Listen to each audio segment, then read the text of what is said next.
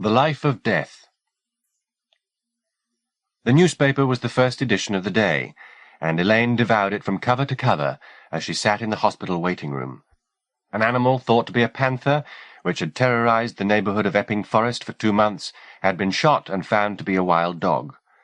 Archaeologists in the Sudan had discovered bone fragments which they opined might lead to a complete reappraisal of man's origins. A young woman who had once danced with minor royalty had been found murdered near Clapham. A solo round-the-world yachtsman was missing. Recently excited hopes of a cure for the common cold had been dashed. She read the global bulletins and the trivia with equal fervour, anything to keep her mind off the examination ahead.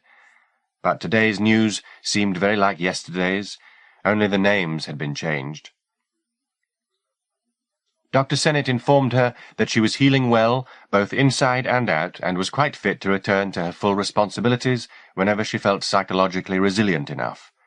She should make another appointment for the first week of the new year, he told her, and come back for a final examination then. She left him washing his hands of her. The thought of getting straight on to the bus and heading back to her rooms was repugnant after so much time sitting and waiting. She would walk a stop or two along the route, she decided. The exercise would be good for her, and the December day, though far from warm, was bright. Her plans proved overambitious, however. After only a few minutes of walking, her lower abdomen began to ache, and she started to feel nauseated, so she turned off the main road to seek out a place where she could rest and drink some tea. She should eat, too, she knew, though she had never had much appetite, and had less still since the operation. Her wanderings were rewarded. She found a small restaurant, which, though it was 12:55, was not enjoying a roaring lunchtime trade. A small woman with unashamedly artificial red hair served her tea and a mushroom omelette. She did her best to eat, but didn't get very far. The waitress was plainly concerned. "Something wrong with the food?" she said, somewhat testily. "Oh, no," Elaine reassured her. "It's just me." The waitress looked offended, nevertheless. "I'd like some more tea, though, if I may," Elaine said. She pushed the plate away from her, hoping the waitress would claim it soon. The sight of the meal congealing on the patternless plate was doing nothing for her mood. She hated this unwelcome sensitivity in herself. It was absurd that a plate of uneaten eggs should bring these doldrums on, but she couldn't help herself. She found everywhere little echoes of her own loss. In the death, by a benign November, and then the sudden frosts of the bulbs in her window-sill box, in the thought of the wild dog she'd read of that morning, shot in Epping Forest. The waitress returned with fresh tea, but failed to take the plate. Elaine called her back, requesting that she do so. Grudgingly, she obliged. There were no customers left in the place now, other than Elaine, and the waitress busied herself with removing the lunchtime menus from the tables and replacing them with those for the evening. Elaine sat staring out of the window. Veils of blue-grey smoke had crept down the street in recent minutes, solidifying the sunlight. "They're burning again," the waitress said. "Damn smell gets everywhere." "What are they burning?" "Used to be the community centre. They're knocking it down and building a new one. It's a waste of taxpayers' money." The smoke was indeed creeping into the restaurant. Elaine did not find it offensive. It was sweetly redolent of autumn, her favourite season. Intrigued, she finished her tea, paid for her meal, and then elected to wander along and find the source of the smoke. She didn't have far to walk. At the end of the street was a small square. The demolition site dominated it. There was one surprise, however. The building that the waitress had described as a community centre was, in fact, a church, or had been. The lead and slates had already been stripped off the roof, leaving the joists bare to the sky. The windows had been denuded of glass, the turf had gone from the lawn at the side of the building, and 2 trees had been felled there. It was their pyre which provided the tantalizing scent. She doubted if the building had ever been beautiful, but there was enough of its structure remaining for her to suppose it might have had charm. Its weathered stone was now completely at variance with the brick and concrete that surrounded it, but its besieged situation, the workmen labouring to undo it, the bulldozer on hand, hungry for rubble, gave it a certain glamour. One or two of the workmen noticed her standing watching them, but none made any move to stop her as she walked across the square to the front porch of the church and peered inside. The interior, stripped of its decorative stonework, of pulpit, pews, font, and the rest, was simply a stone room, completely lacking in atmosphere or authority. Somebody, however, had found a source of interest here. At the far end of the church a man stood with his back to Elaine, staring intently at the ground. Hearing footsteps behind him, he looked round guiltily. "Oh," he said, "I won't be a moment." "It's all right," Elaine said. "I think we're probably both trespassing." The man nodded. He was dressed soberly, even drearily, but for his green bow tie. His features, despite the garb and the grey hairs of a man in middle age, were curiously unlined, as though neither smile nor frown much ruffled their perfect indifference. "Sad, isn't it?" he said, "seeing a place like this." "Did you know the church as it used to be?" "I came in on occasion," he said, "but it was never very popular." "What's it called?" "All Saints. It was built in the late 17th century, I believe. Are you fond of churches?" "Not particularly. It was just that I saw the smoke and—" "Everybody likes a demolition scene," he said. "Yes," she replied. "I suppose that's true." "It's like watching a funeral. Better them than us, eh?" She murmured something in agreement, her mind flitting elsewhere, back to the hospital, to her pain and her present healing, to her life saved only by losing the capacity for further life. Better them than us. "My name's Kavanagh," he said, covering the short distance between them, his hand extended. "How do you do?" she said. "I'm Elaine Ryder." "Elaine," he said. "Charming. Are you just taking a final look at the place before it comes down?" "That's right. I've been looking at the inscriptions on the floor stones. Some of them are most eloquent." He brushed a fragment of timber off one of the tablets with his foot. "It seems such a loss. I'm sure they'll just smash the stones to smithereens when they start to pull the floor up." She looked down at the patchwork of tablets beneath her feet. Not all were marked, and of those that were, many simply carried names and dates. There were some inscriptions, however.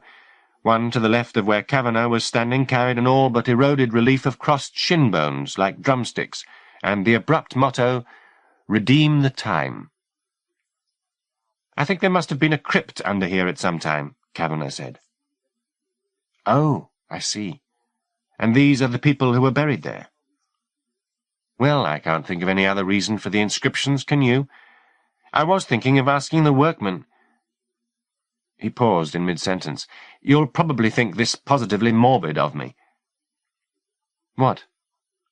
"Well, just to preserve one or two of the finer stones from being destroyed." "I don't think that's morbid," she said. "They're very beautiful."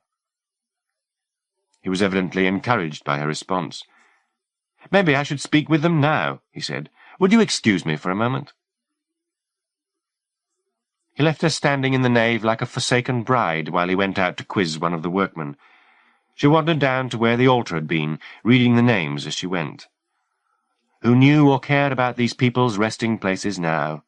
Dead 200 years and more, and gone away, not into loving posterity, but into oblivion.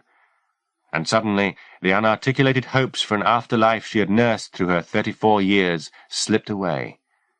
She was no longer weighed down by some vague ambition for heaven.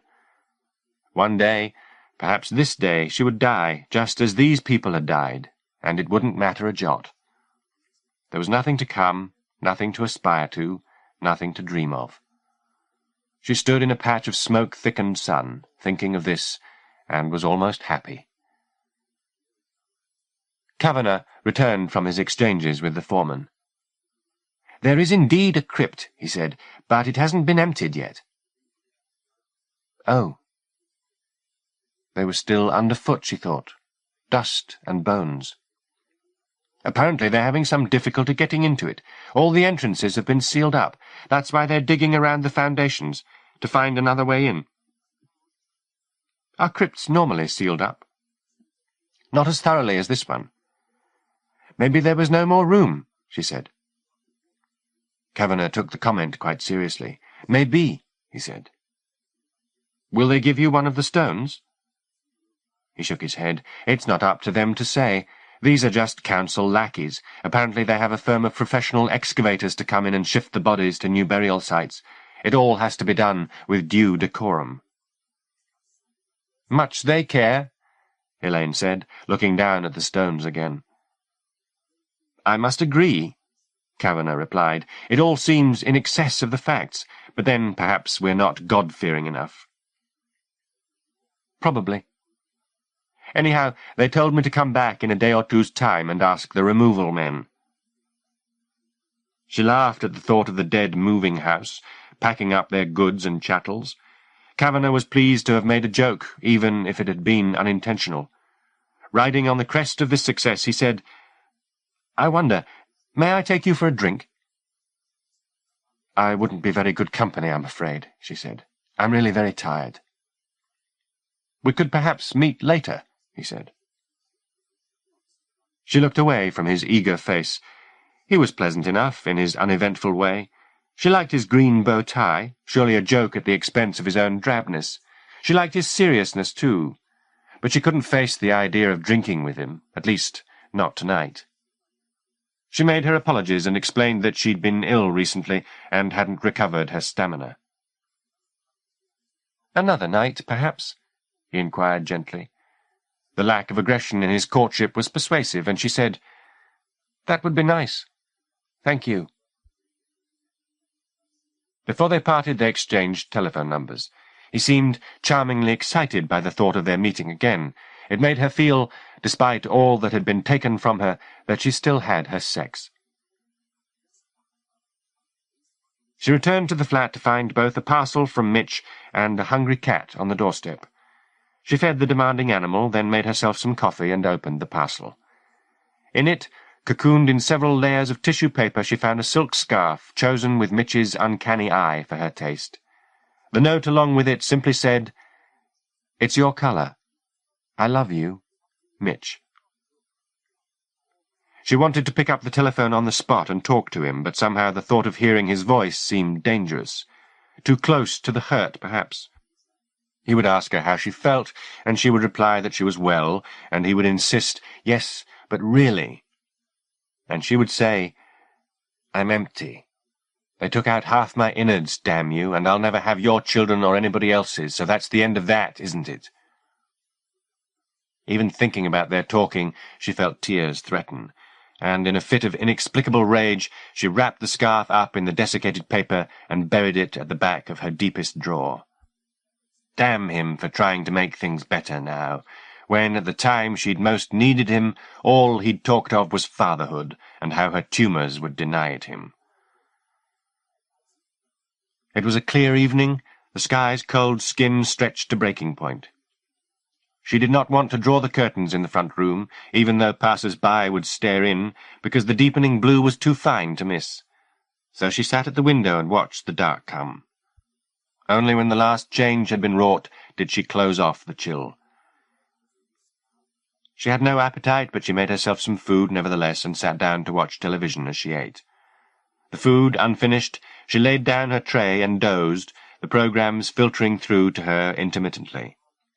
Some witless comedian whose merest cough sent his audience into paroxysms, a natural history programme on life in the Serengeti, the news. She had read all that she needed to know that morning. The headlines hadn't changed. One item, however, did pique her curiosity. An interview with the solo yachtsman Michael Maybury, who had been picked up that day after 2 weeks adrift in the Pacific. The interview was being beamed from Australia, and the contact was bad. The image of Maybury's bearded and sun-scorched face was constantly threatened with being snowed out. The picture little mattered. The account he gave of his failed voyage was riveting in sound alone, and, in particular, an event that seemed to distress him afresh even as he told it. He had been becalmed, and as his vessel lacked a motor, had been obliged to wait for wind. It had not come. A week had gone by with his hardly moving a kilometre from the same spot of listless ocean. No bird or passing ship broke the monotony. With every hour that passed, his claustrophobia grew, and on the 8th day it reached panic proportions. So he let himself over the side of the yacht and swam away from the vessel, a lifeline tied about his middle, in order to escape the same few yards of deck. But once away from the yacht and treading the still warm water, he had no desire to go back. Why not untie the knot, he'd thought to himself, and float away? "What made you change your mind?" the interviewer asked. Here Maybury frowned. He had clearly reached the crux of his story but didn't want to finish it. The interviewer repeated the question. At last, hesitantly, the sailor responded. "I looked back at the yacht," he said, "and I saw somebody on the deck." The interviewer, not certain that he'd heard correctly, said, "Somebody on the deck?" "That's right," Maybury replied. "Somebody was there. I saw a figure, quite clearly, moving around." Did you recognize this stowaway?" the question came. Maybury's face closed down, sensing that his story was being treated with mild sarcasm. "Who was it?"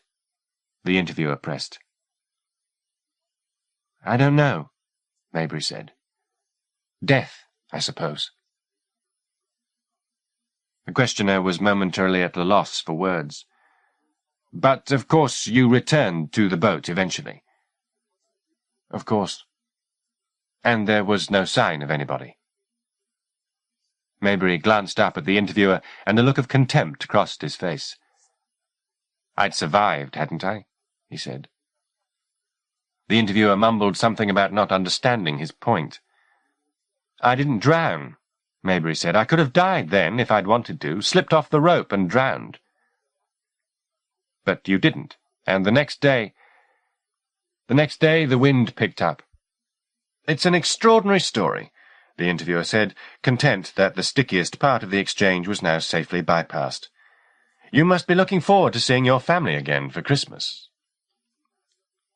Elaine didn't hear the final exchange of pleasantries.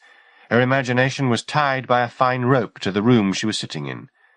Her fingers toyed with the knot. If Death could find a boat in the wastes of the Pacific, how much easier it must be to find her. To sit with her, perhaps, as she slept. To watch her as she went about her mourning. She stood up and turned the television off. The flat was suddenly silent. She questioned the hush impatiently, but it held no sign of guests, welcome or unwelcome. As she listened, she could taste salt water. Ocean, no doubt. She had been offered several refuges in which to convalesce when she came out of the hospital. Her father had invited her up to Aberdeen. Her sister Rachel had made several appeals for her to spend a few weeks in Buckinghamshire. There had even been a pitiful telephone call from Mitch in which he had talked of their holidaying together. She had rejected them all, telling them that she wanted to re-establish the rhythm of her previous life as soon as possible, to return to her job, to her working colleagues and friends. In fact, her reasons had gone deeper than that. She had feared their sympathies, feared that she would be held too close in their affections and quickly come to rely upon them. Her streak of independence, which had first brought her to this unfriendly city, was in studied defiance of her smothering appetite for security. If she gave in to those loving appeals, she knew she would take root in domestic soil and not look up and out again for another year. In which time, what adventures might have passed her by? Instead, she had returned to work as soon as she felt able, hoping that although she had not taken on all her former responsibilities, the familiar routines would help her to re-establish a normal life. But the sleight of hand was not entirely successful. Every few days, something would happen. She would overhear some remark or catch a look that she was not intended to see, that made her realize she was being treated with a rehearsed caution, that her colleagues viewed her as being fundamentally changed by her illness. It made her angry. She'd wanted to spit her suspicions in their faces, tell them that she and her uterus were not synonymous, and that the removal of one did not imply the eclipse of the other. But today, returning to the office, she was not so certain they weren't correct. She felt as though she hadn't slept in weeks, though in fact she was sleeping long and deeply every night. Her eyesight was blurred, and there was a curious remoteness about her experiences that day that she associated with extreme fatigue, as if she were drifting further and further from the work on her desk, from her sensations, from her very thoughts. Twice that morning she caught herself speaking and then wondered who it was who was conceiving of these words. It certainly wasn't her. She was too busy listening. And then, an hour after lunch, things had suddenly taken a turn for the worse. She had been called into her supervisor's office and asked to sit down. "Are you all right, Elaine?" Mr. Chimes had asked. "Yes," she'd told him. "I'm fine." "There's been some concern." "About what?" Chimes looked slightly embarrassed. "Your behaviour," he finally said. "Please, don't think I'm prying, Elaine. It's just that if you need some further time to recuperate—" "There's nothing wrong with me." "But you're weeping."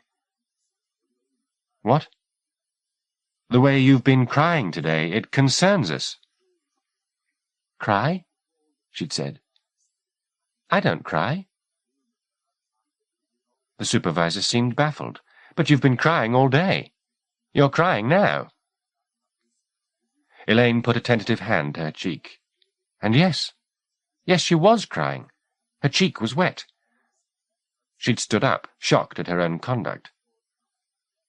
I didn't know," she said. Though the words sounded preposterous, they were true. She hadn't known. Only now, with the facts pointed out, did she taste tears in her throat and sinuses, and with that taste came a memory of when this eccentricity had begun, in front of the television the night before. "Why don't you take the rest of the day off?" "Yes." "Take the rest of the week, if you'd like," Chimes said. "You're a valued member of staff, Elaine. I don't have to tell you that. We don't want you coming to any harm." This last remark struck home with stinging force. Did they think she was verging on suicide? Was that why she was treated with kid gloves? They were only tears she was shedding, for God's sake, and she was so indifferent to them she had not even known they were falling.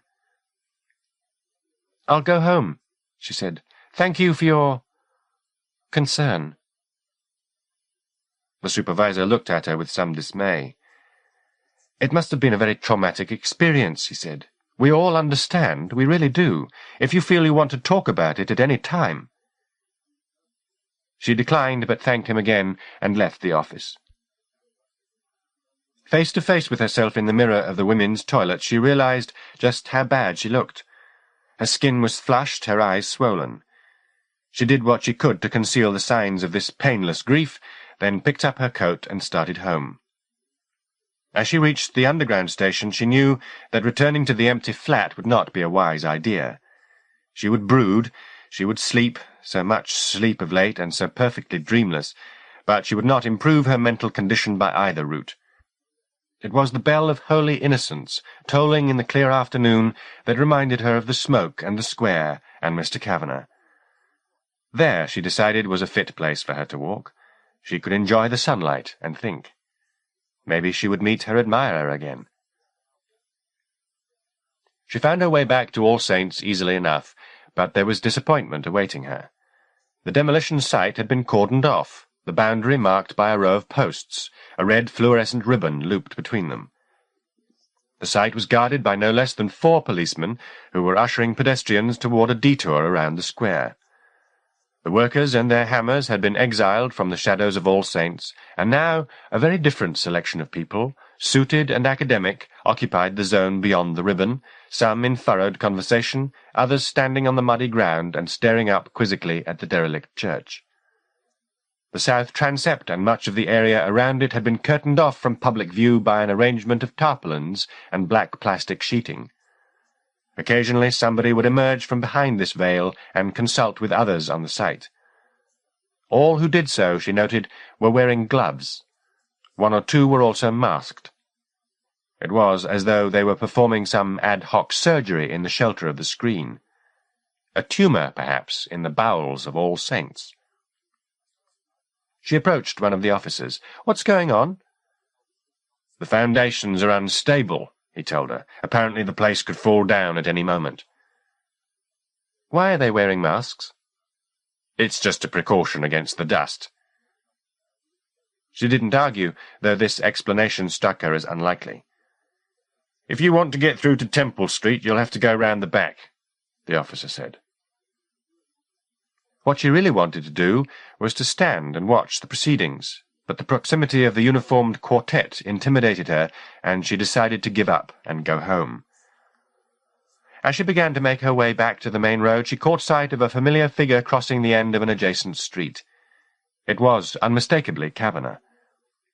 She called after him, though he had already disappeared, and was pleased to see him step back into view and return a nod to her. "Well, well," he said as he came down to meet her. "I didn't expect to see you again so soon." "I came to watch the rest of the demolition," she said. His face was ruddy with the cold, and his eyes were shining. "I'm so pleased," he said. "Do you want to have some afternoon tea? There's a place just around the corner." "I'd like that." As they walked, she asked him if he knew what was going on at All Saints. "It's the crypt," he said, confirming her suspicions. "They opened it?" "They certainly found a way in. I was here this morning." "About your stones?" "That's right. They were already putting up the tarpaulins then." "Some of them were wearing masks." "It won't smell very fresh down there, not after so long." Thinking of the curtain of tarpaulin drawn between her and the mystery within, she said, "I wonder what it's like." "A wonderland," Kavanagh replied. It was an odd response, and she didn't query it, at least not on the spot.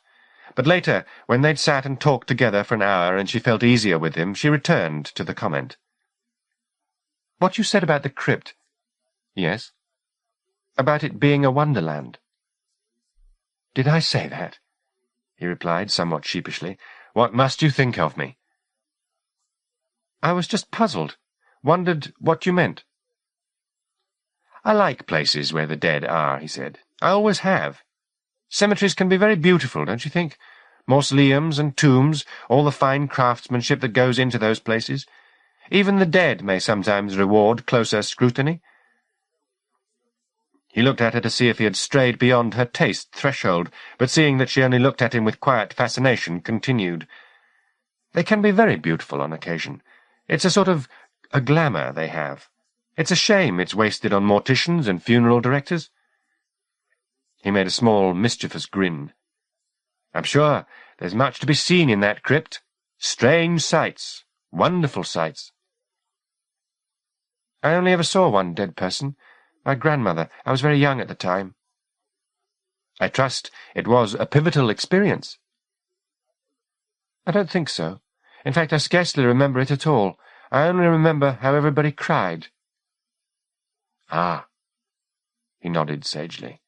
"So selfish," he said. "Don't you think? Spoiling a farewell with snot and sobs." Again he looked at her to gauge the response. Again he was satisfied that she would not take offence. "We cry for ourselves, don't we? Not for the dead. The dead are past caring." She made a small, soft "yes," and then, more loudly, "My God, yes. That's right. Always for ourselves. You see how much the dead can teach just by lying there, twiddling their thumb bones." She laughed. He joined her in laughter. She had misjudged him on that initial meeting, thinking his face unused to smiles.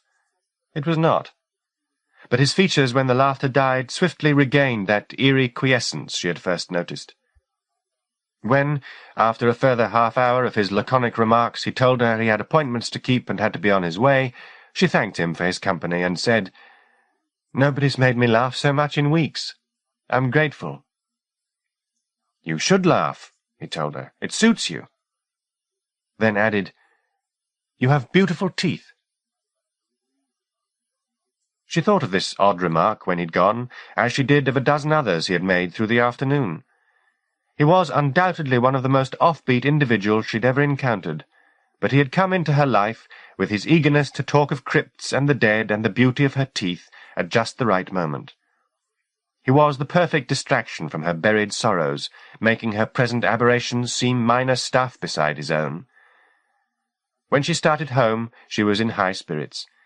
If she had not known herself better, she might have thought herself half in love with him.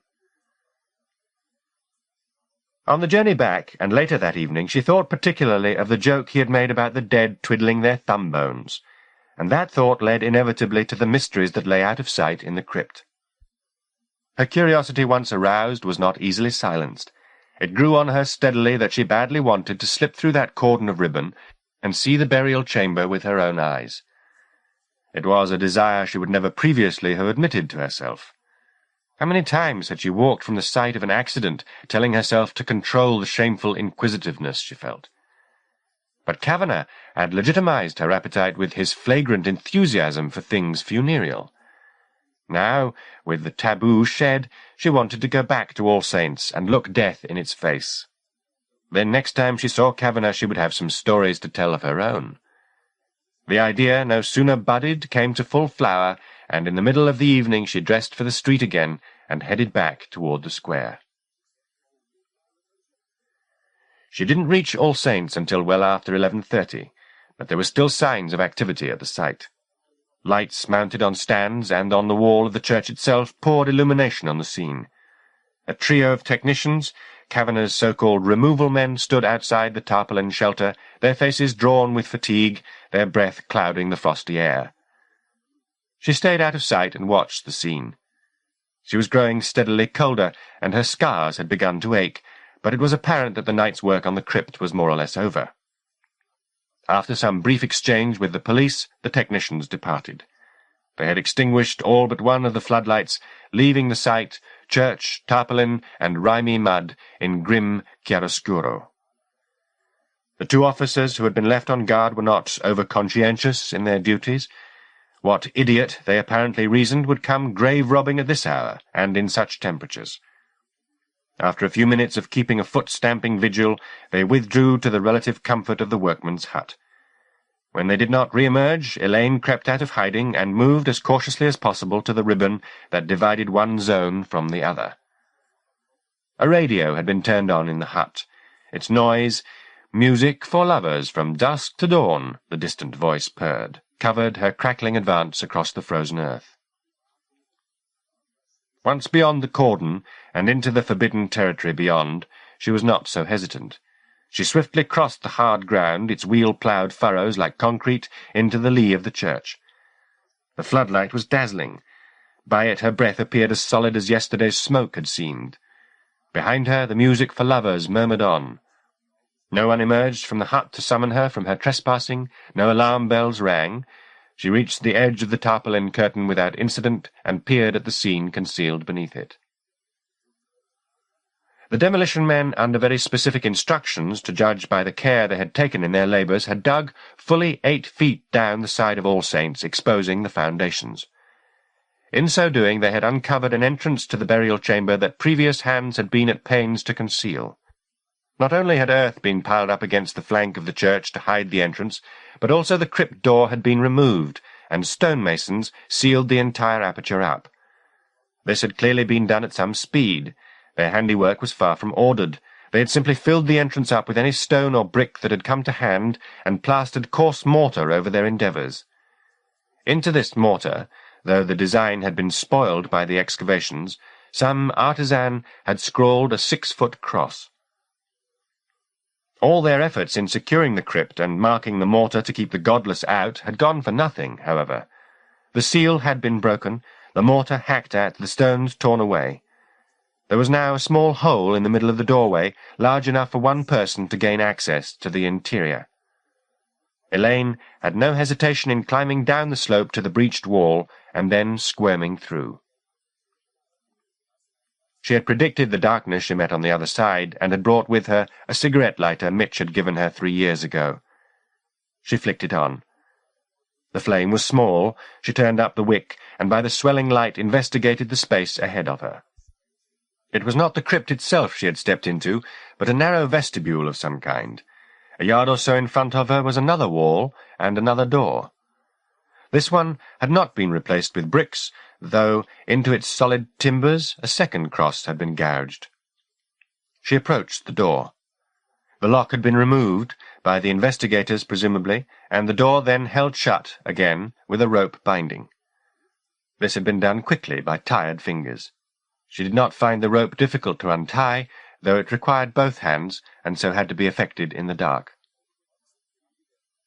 As she worked the knot free, she heard voices. The policemen, damn them, had left the seclusion of their hut and come out into the bitter night to do their rounds. She let the rope be and pressed herself against the inside wall of the vestibule.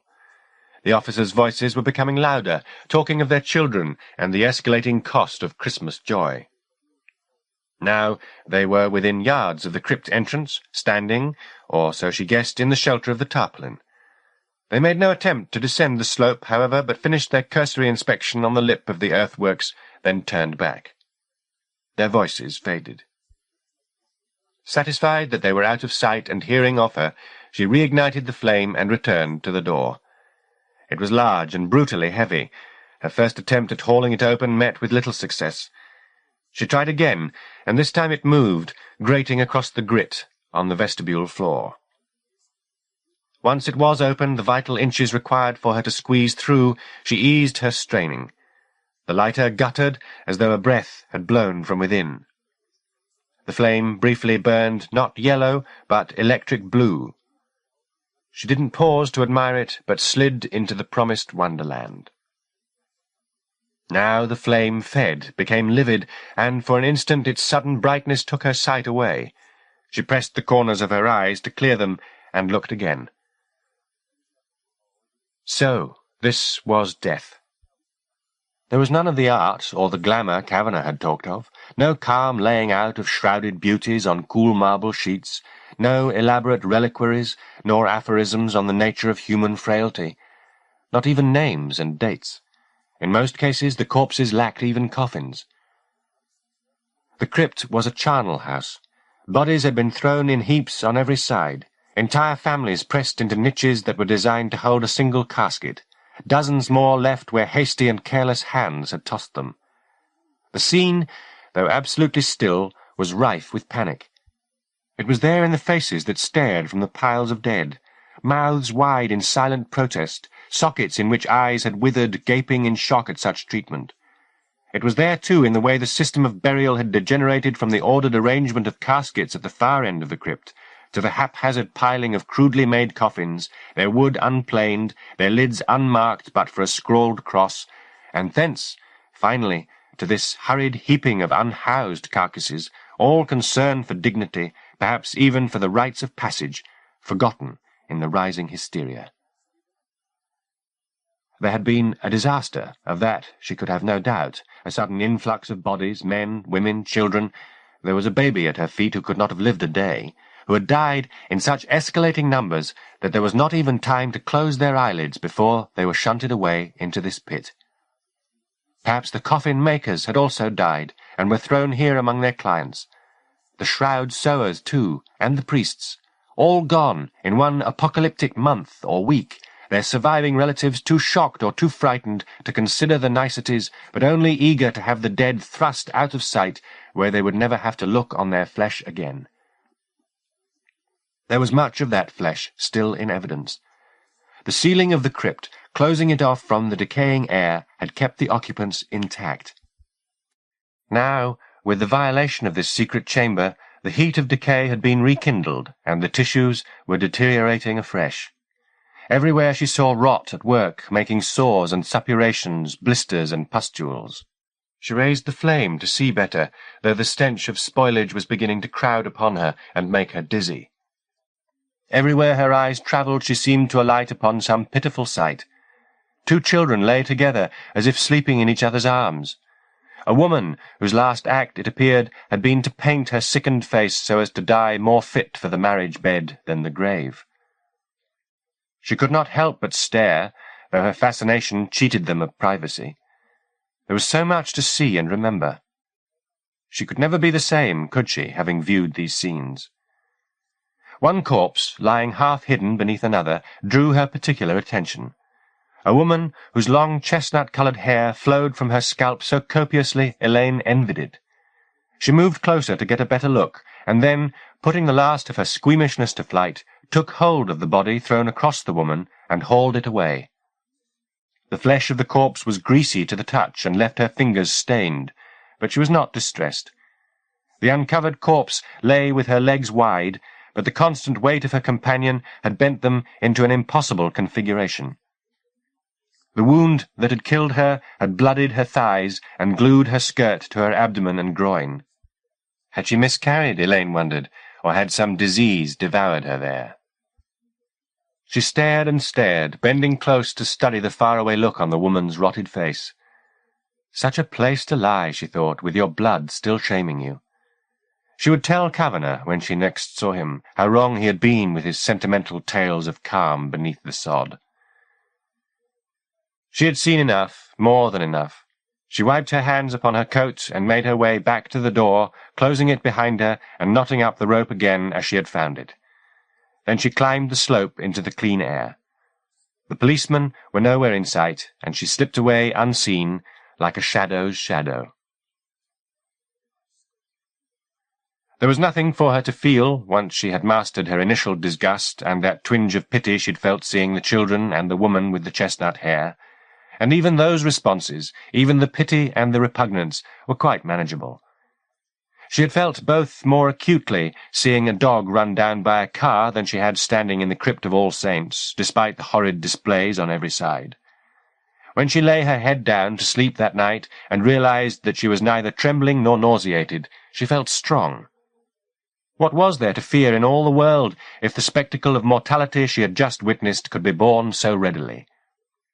She slept deeply and woke refreshed. She went back to work that morning, apologizing to Chimes for her behavior of the previous day and reassuring him that she was now feeling happier than she'd felt in months. In order to prove her rehabilitation, she was as gregarious as she could be, striking up conversations with neglected acquaintances and giving her smile a ready airing. This met with some initial resistance. She could sense her colleagues doubting that this bout of sunshine actually meant a summer. But when the mood was sustained throughout the day and through the day following, they began to respond more readily. By Thursday, it was as though the tears of earlier in the week had never been shed. People told her how well she was looking. It was true. Her mirror confirmed the rumours. Her eyes shone. Her skin shone. She was a picture of vitality. On Thursday afternoon she was sitting at her desk working through a backlog of inquiries when one of the secretaries appeared from the corridor and began to babble. Somebody went to the woman's aid. Through the sobs, it was apparent she was talking about Bernice, a woman Elaine knew well enough to exchange smiles with on the stairs, but no better.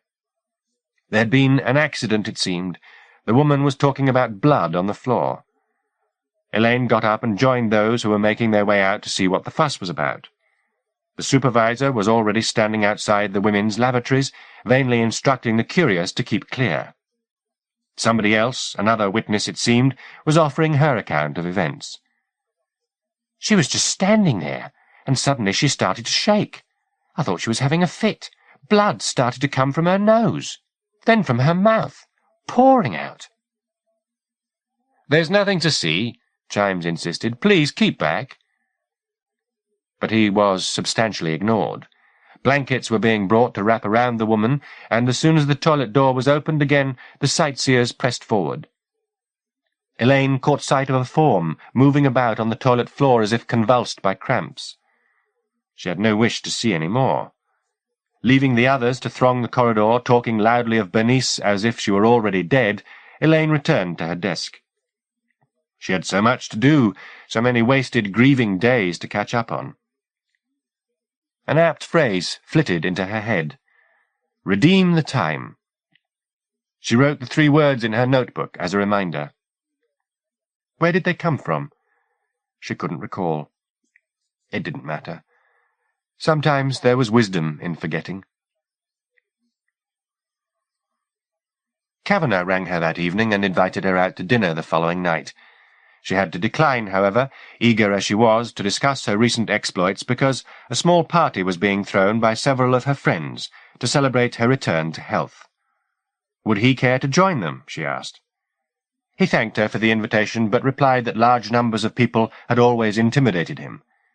She told him not to be foolish, that her circle would be pleased to meet him, and she to show him off, but he replied he would only put in an appearance if his ego felt the equal of it, and that if he didn't show up he hoped she wouldn't be offended. She soothed such fears.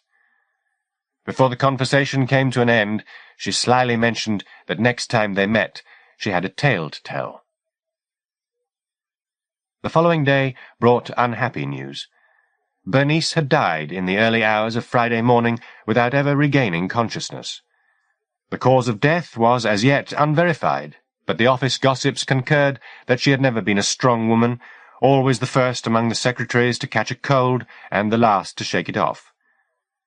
There was also some talk, though traded less loudly, about her personal behaviour. She had been generous with her favours, it appeared, and injudicious in her choice of partners. With venereal diseases reaching epidemic proportions, was that not the likeliest explanation for the death? The news, though it kept the rumour-mongers in business, was not good for general morale. 2 girls went sick that morning, and at lunchtime it seemed that Elaine was the only member of staff with an appetite.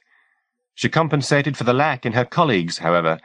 She had a fierce hunger in her. Her body almost seemed to ache for sustenance. It was a good feeling after so many months of lassitude.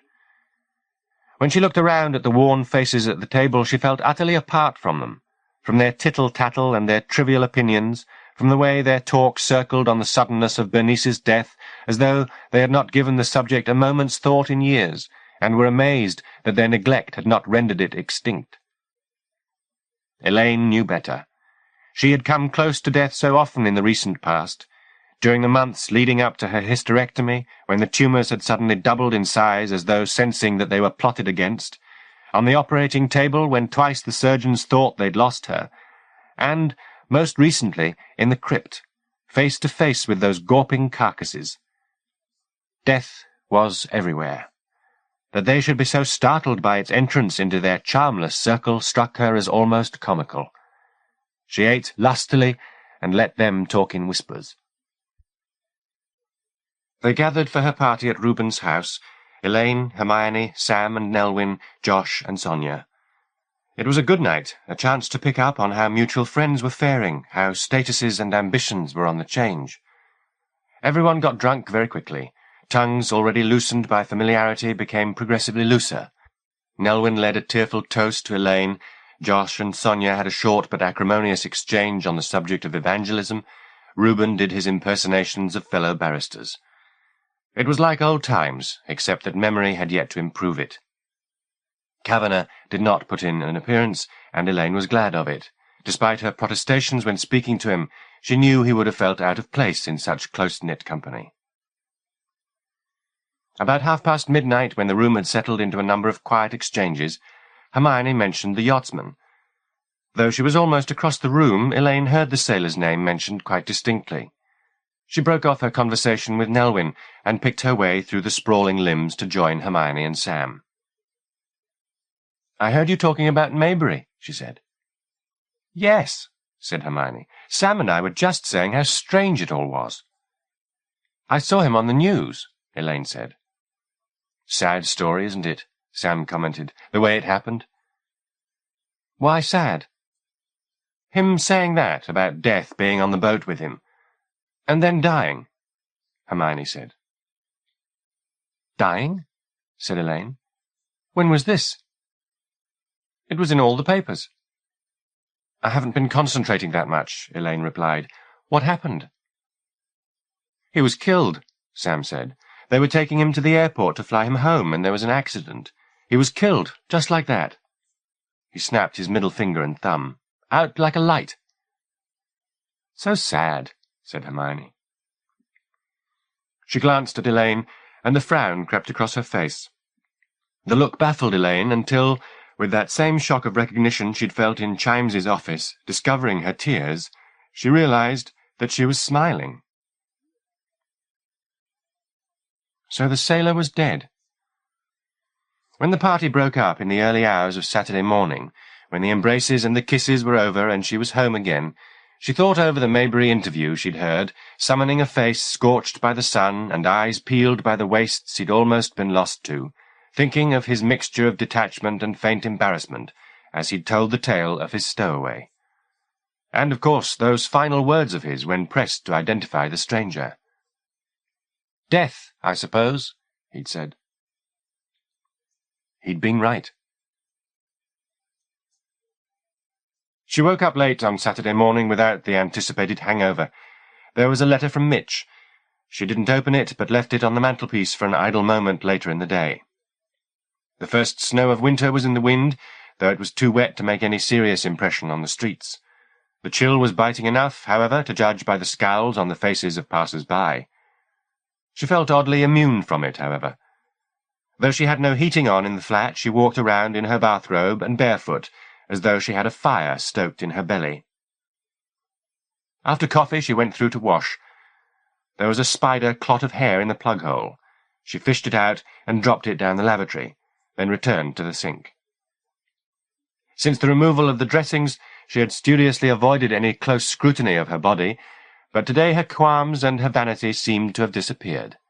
She stripped off her robe and looked herself over critically. She was pleased with what she saw. Her breasts were full and dark, her skin had a pleasing sheen to it, her pubic hair had regrown more lushly than ever. The scars themselves still looked and felt tender, but her eyes read their lividness as a sign of her cunt's ambition, as though any day now her sex would grow from anus to navel, and beyond, perhaps, opening her up, making her terrible.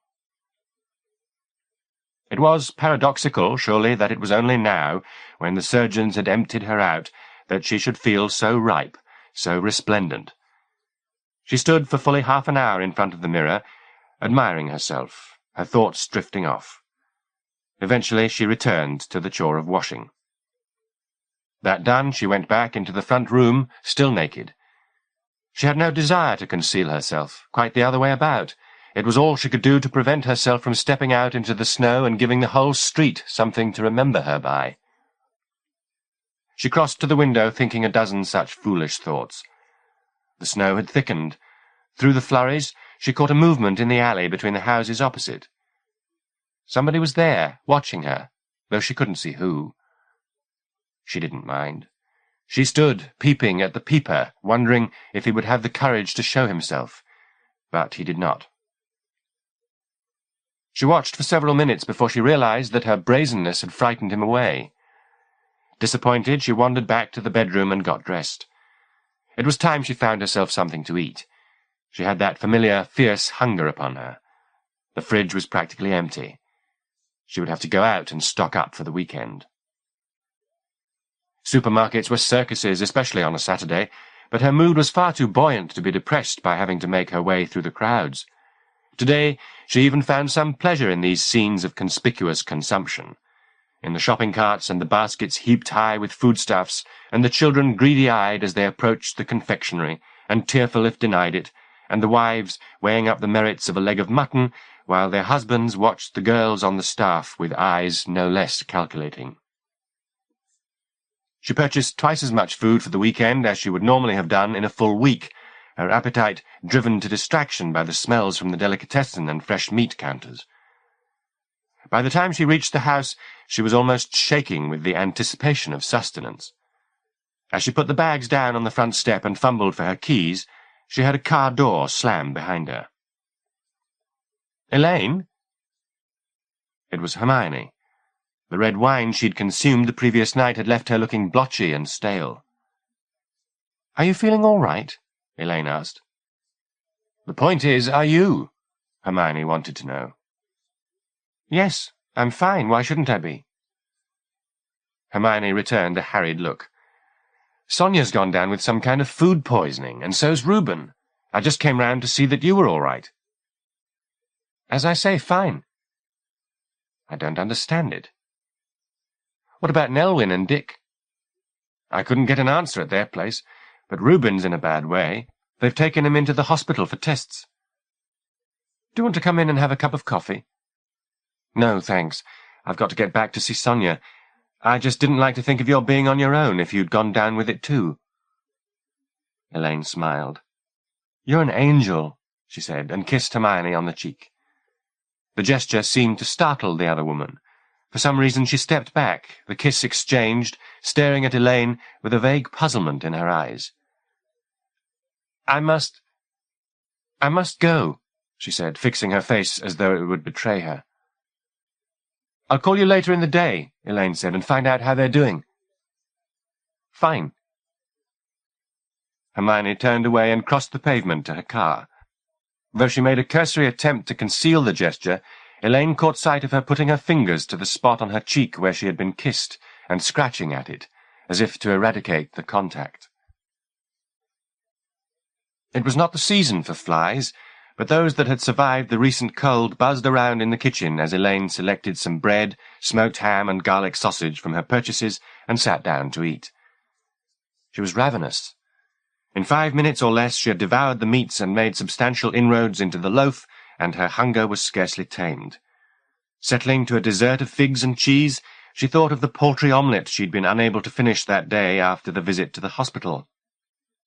One thought led to another, from omelette to smoke, to the square, to Kavanagh, to her most recent visit to the church, and thinking of the place, she was suddenly seized by an enthusiasm to see it one final time before it was entirely levelled. She was probably too late already. The bodies would have been parcelled up and removed, the crypt decontaminated and scoured, the walls would be rubble. But she knew she would not be satisfied until she had seen it for herself. Even after a meal which would have sickened her with its excess a few days before, she felt light-headed as she set out for All Saints, almost as though she were drunk. Not the maudlin drunkenness she had been prone to when with Mitch, but a euphoria which made her feel well-nigh invulnerable, as if she had at last located some bright and incorruptible part of herself, and no harm would ever befall her again. She had prepared herself for finding All Saints in ruins, but she did not. The building still stood, its walls untouched, its beams still dividing the sky.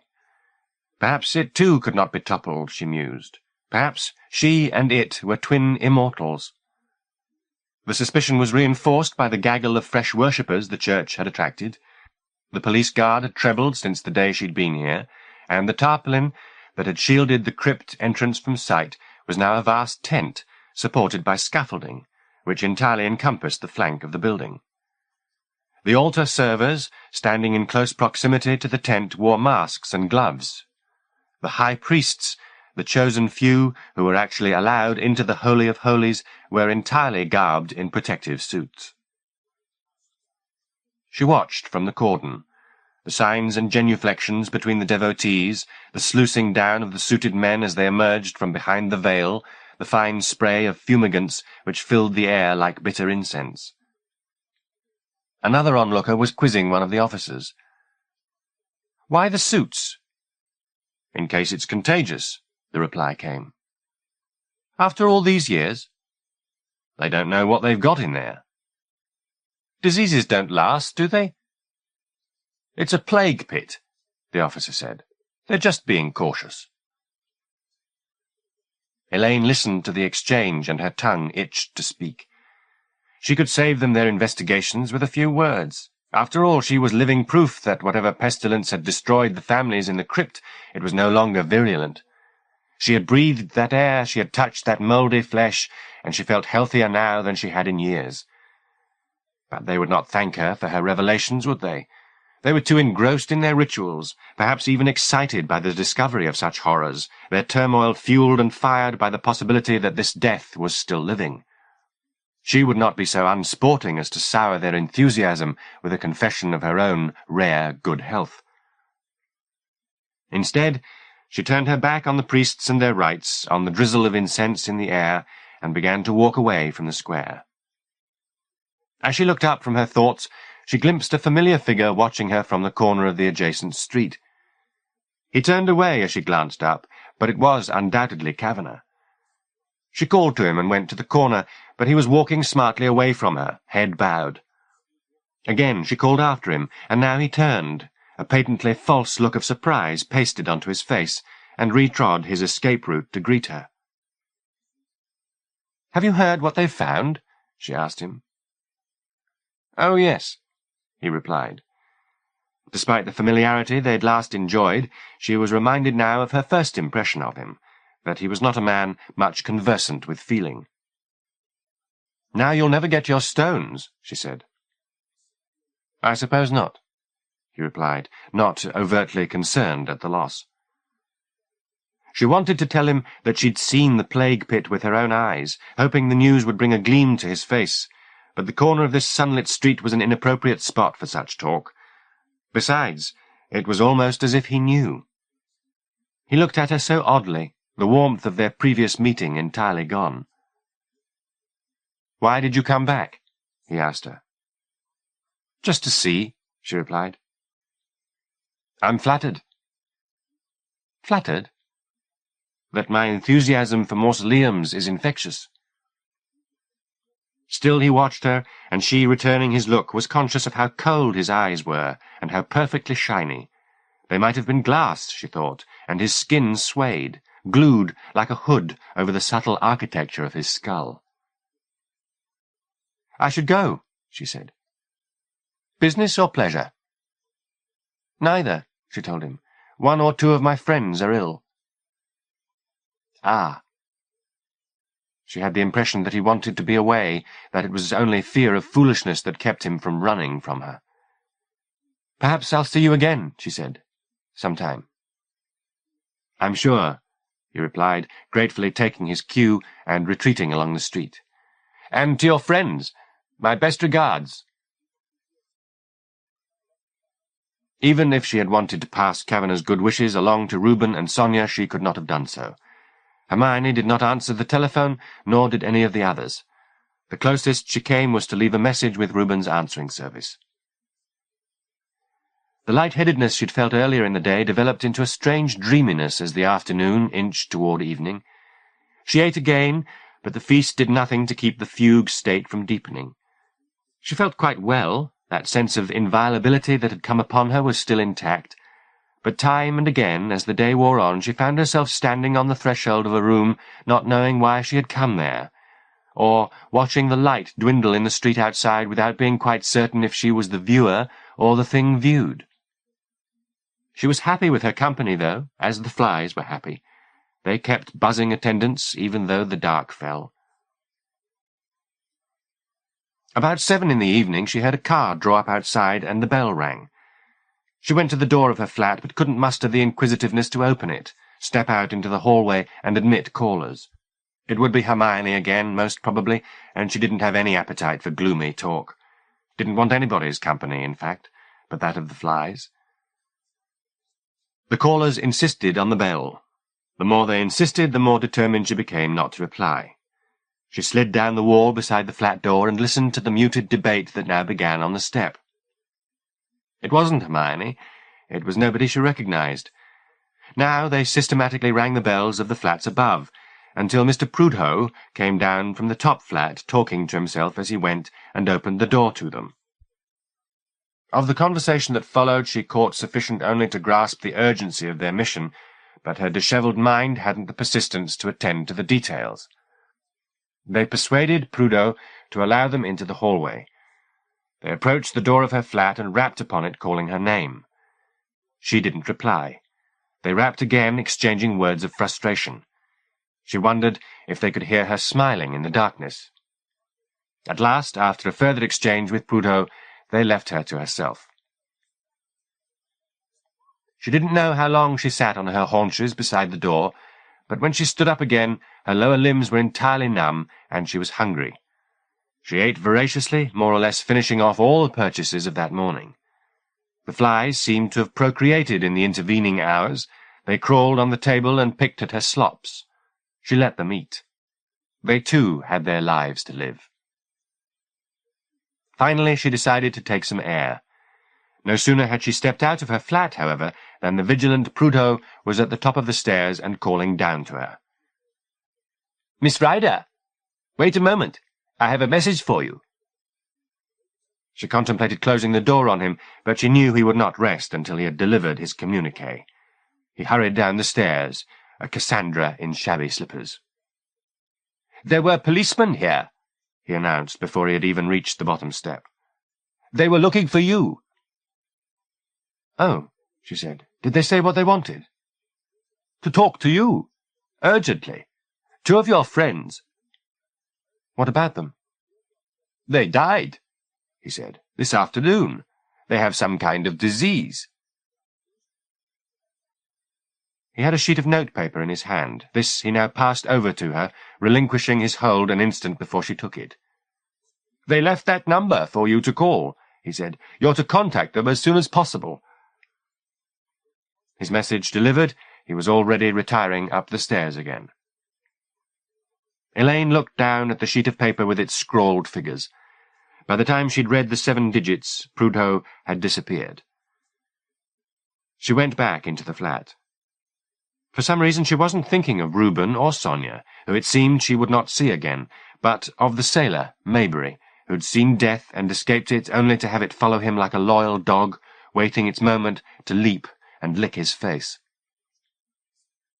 She sat beside the phone and stared at the numbers on the sheet, and then at the fingers that held the sheet and at the hands that held the fingers. Was the touch that hung so innocently at the end of her arms now lethal? Was that what the detectives had come to tell her, that her friends were dead by her good offices? If so, how many others had she brushed against and breathed upon in the days since her pestilential education at the crypt? In the street, in the bus, in the supermarket, at work, at play.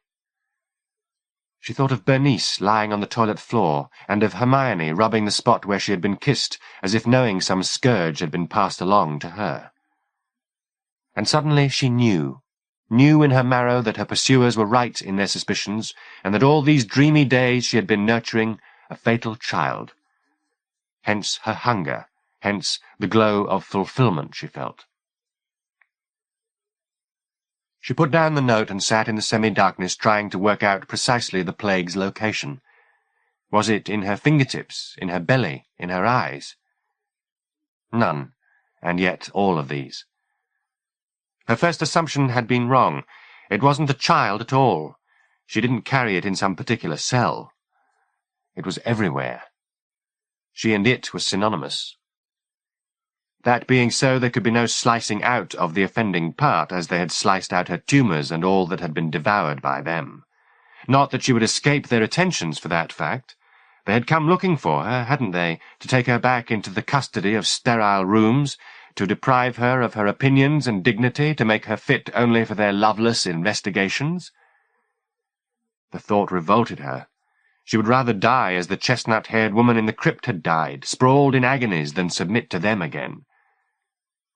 She tore up the sheet of paper and let the litter drop. It was too late for solutions anyway. The removal men had opened the door and found death waiting on the other side, eager for daylight. She was its agent, and it, in its wisdom, had granted her immunity, had given her strength and a dreamy rapture, had taken her fear away. She, in return, had spread its word, and there was no undoing those labours. Not now. All the dozens, maybe hundreds of people whom she'd contaminated in the last few days would have gone back to their families and friends, to their workplaces and their places of recreation, and spread the word yet further. They would have passed its fatal promise to their children as they tucked them into bed, and to their mates in the act of love. Priests had no doubt given it with communion, shopkeepers with change of a £5 note. While she was thinking of this, of the disease spreading like fire in tinder, the doorbell rang again. They had come back for her, and as before they were ringing the other bells in the house. She could hear Prudhoe coming downstairs. This time he would know she was in. He would tell them so.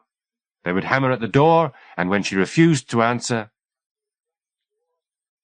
As Prudhoe opened the front door, she unlocked the back. As she slipped into the yard, she heard voices at the flat door, and then their rapping and their demands. She unbolted the yard gate and fled into the darkness of the alleyway. She was already out of hearing range by the time they had beaten down the door. She wanted most of all to go back to All Saints, but she knew that such a tactic would only invite arrest. They would expect her to follow that route, counting upon her adherence to the first cause. But she wanted to see Death's face again, now more than ever, to speak with it, to debate its strategies, their strategies, to ask why it had chosen her. She emerged from the alleyway and watched the goings-on at the front of the house from the corner of the street. This time there were more than 2 men. She counted 4 at least, moving in and out of the house. What were they doing? Peeking through her underwear and her love letters, most probably, examining the sheets on her bed for stray hairs, and the mirror for traces of her reflection. But even if they turned the flat upside down, if they examined every print and pronoun, they wouldn't find the clues they sought. Let them search. The lover had escaped. Only her tear stains remained, and flies at the light bulb to sing her praises. The night was starry, but as she walked down to the centre of the city, the brightness of the Christmas illuminations festooning trees and buildings cancelled out their light. Most of the stores were well closed by this hour, but a good number of window shoppers still idled along the pavements. She soon tired of the displays, however, of the baubles and the dummies, and made her way off the main road and into the side streets. It was darker here, which suited her abstracted state of mind. The sound of music and laughter escaped through open bar doors. An argument erupted in an upstairs gaming room. Blows were exchanged.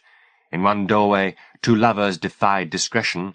In another, a man pissed with the gusto of a horse.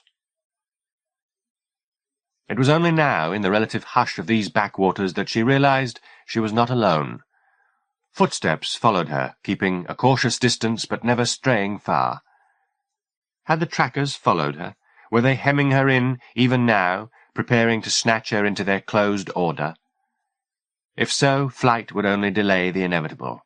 Better to confront them now and dare them to come within range of her pollution. She slid into hiding and listened as the footsteps approached, then stepped into view. It was not the law, but Kavanagh. Her initial shock was almost immediately superseded by a sudden comprehension of why he had pursued her. She studied him. His skin was pulled so tight over his skull she could see the bone gleam in the dismal light.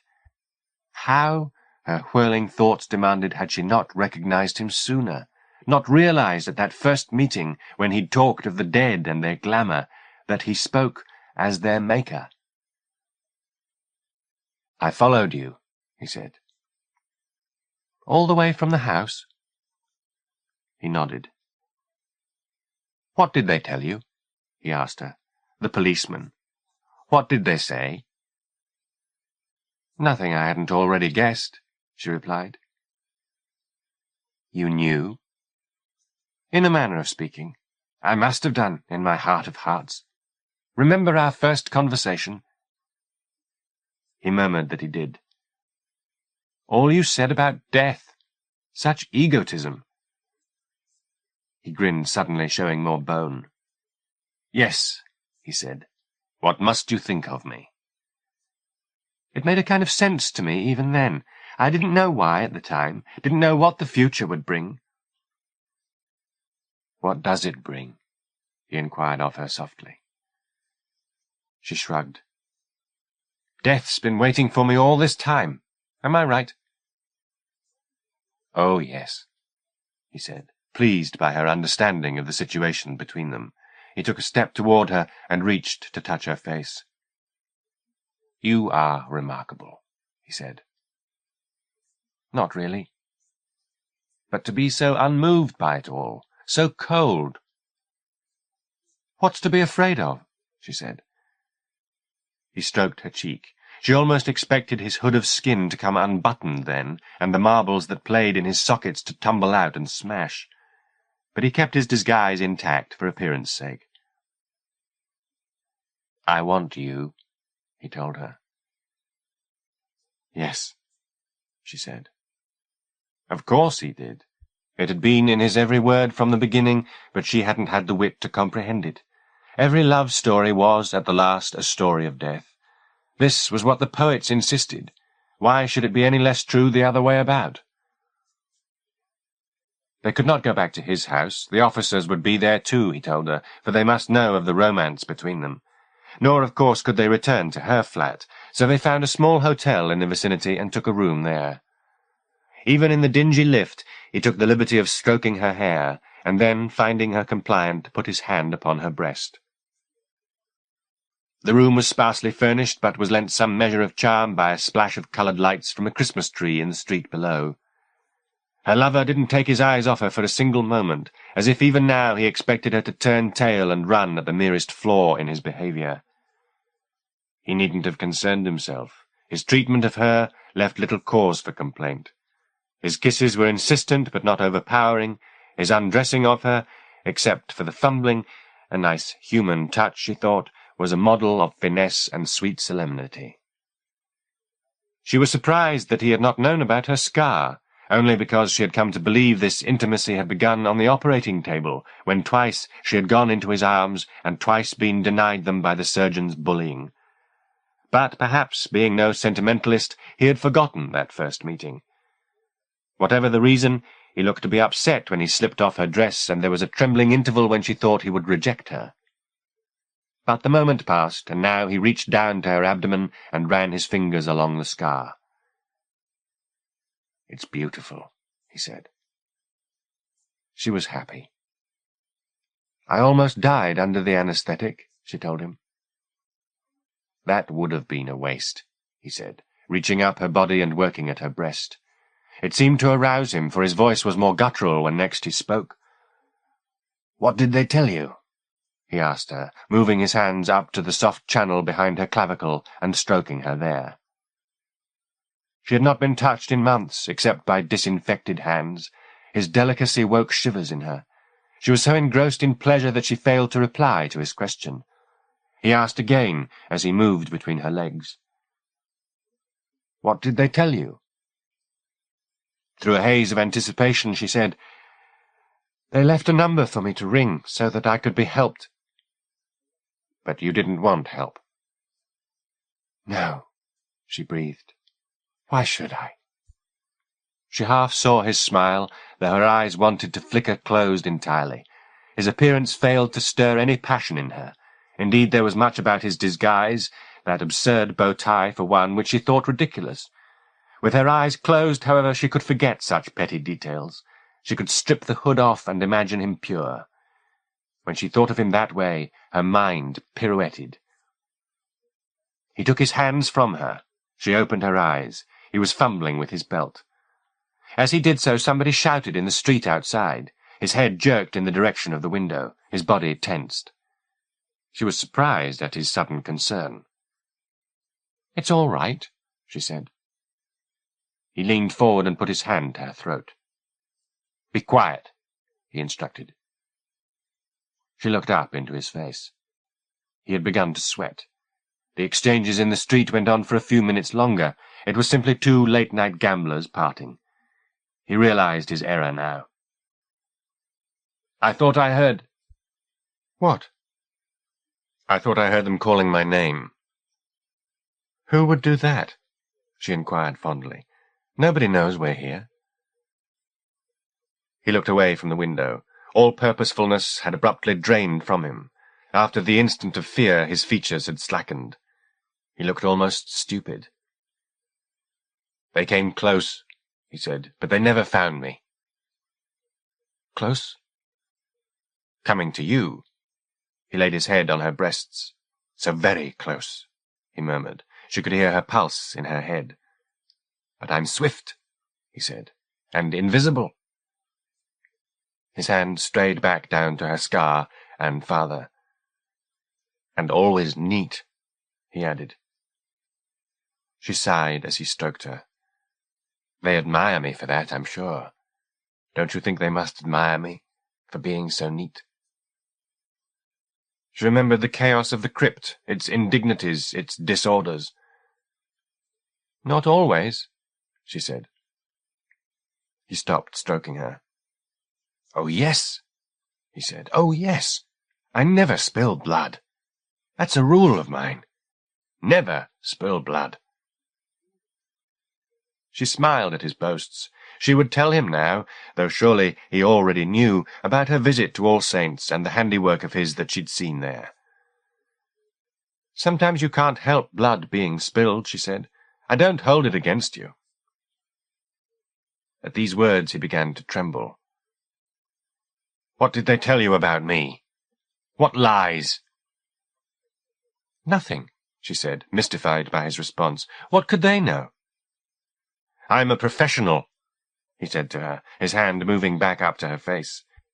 She felt intentionality in him again, a seriousness in his weight as he pressed closer upon her. "I won't have them lie about me," he said. "I won't have it." He lifted his head from her chest and looked at her. "All I do is stop the drummer," he said. "The drummer? I have to stop him cleanly, in his tracks." The wash of colours from the lights below painted his face one moment red, the next green, the next yellow, unadulterated hues, as in a child's paint-box. "I won't have them tell lies about me," he said again, "to say I spilled blood." "They told me nothing," she assured him. He had given up his pillow entirely and now moved to straddle her. His hands were done with tender touches. "Shall I show you how clean I am?" he said. "How easily I stop the drummer?" Before she could reply, his hands closed around her neck. She had no time even to gasp, let alone shout. His thumbs were expert. They found her windpipe and pressed. She heard the drummer quicken its rhythm in her ears. "It's quick and clean," he was telling her, the colours still coming in predictable sequence, red, yellow, green, red, yellow, green. There was an error here, she knew, a terrible misunderstanding which she couldn't quite fathom. She struggled to make some sense of it. "I don't understand," she tried to tell him, but her bruised larynx could produce no more than a gargling sound. "Too late for excuses," he said, shaking his head. "You came to me, remember. You want the drummer stopped. Why else did you come?" His grip tightened yet further. She had the sensation of her face swelling, of the blood throbbing to jump from her eyes. "Don't you see that they came to warn you about me?" he said, frowning as he laboured. "They came to seduce you away from me by telling you I spilled blood." "No!" She squeezed the syllable out of her last breath, but he only pressed harder to cancel her denial. The drummer was deafeningly loud now. Though Kavanagh's mouth still opened and closed, she could no longer hear what he was telling her. It mattered little. She realized now that he was not death, not the clean-boned guardian she'd waited for. In her eagerness, she had given herself into the hands of a common killer, a street-corner Cain. She wanted to spit contempt at him, but her consciousness was slipping, the room, the lights, the face, all throbbing to the drummer's beat. And then it all stopped. She looked down on the bed. Her body lay sprawled across it. One desperate hand had clutched at the sheet, and clutched still, though there was no life left in it. Her tongue protruded, there was spittle on her blue lips. But, as he had promised, there was no blood. She hovered, her presence failing even to bring a breeze to the cobwebs in this corner of the ceiling, and watched while Kavanagh observed the rituals of his crime. He was bending over the body, whispering in its ear as he rearranged it on the tangled sheets. Then he unbuttoned himself and unveiled that bone whose inflammation was the sincerest form of flattery. What followed was comical in its gracelessness, as her body was comical with its scars and its places where age puckered and plucked at it. She watched his ungainly attempts at congress quite remotely. His buttocks were pale and imprinted with the marks his underwear had left. Their motion put her in mind of a mechanical toy. He kissed her as he worked, and swallowed the pestilence with her spittle. His hands came off her body gritty with her contagious cells. He knew none of this, of course. He was perfectly innocent of what corruption he embraced and took into himself with every uninspired thrust. At last he finished. There was no gasp, no cry. He simply stopped his clockwork motion and climbed off her, wiping himself with the edge of the sheet and buttoning himself up again. Guides were calling her. She had journeys to make, reunions to look forward to. But she did not want to go, at least not yet. She steered the vehicle of her spirit to a fresh vantage point where she could better see Kavanagh's face. Her sight, or whatever sense this condition granted her, saw clearly how his features were painted over a groundwork of muscle, and how, beneath that intricate scheme, the bones sheened. Ah, the bone. He was not Death, of course, and yet he was. He had the face, hadn't he? And one day, given decay's blessing, he'd show it. Such a pity that a scraping of flesh came between it and the naked eye. "Come away," the voices insisted. She knew they could not be fobbed off very much longer. Indeed, there were some among them she thought she knew. "A moment," she pleaded. "Only a moment more." Kavanagh had finished his business at the murder scene. He checked his appearance in the wardrobe mirror, then went to the door. She went with him, intrigued by the utter banality of his expression. He slipped out into the silent landing and then down the stairs, waiting for a moment when the night porter was otherwise engaged, before stepping out into the street and liberty. Was it dawn that washed the sky, or the illuminations? Perhaps she had watched him from the corner of the room longer than she'd thought, hours passing as moments in the state she had so recently achieved. Only at the last was she rewarded for her vigil as a look she recognized crossed Kavanagh's face. Hunger. The man was hungry. He would not die of the plague any more than she had. Its presence shone in him, gave a fresh lustre to his skin and a new insistence to his belly. He had come to her a minor murderer, and was going from her as death writ large. She laughed, seeing the self-fulfilling prophecy she had unwittingly engineered. For an instant his pace slowed, as if he might have heard her. But no. It was the drummer he was listening for, beating louder than ever in his ear, and demanding as he went a new and deadly vigour in his every step.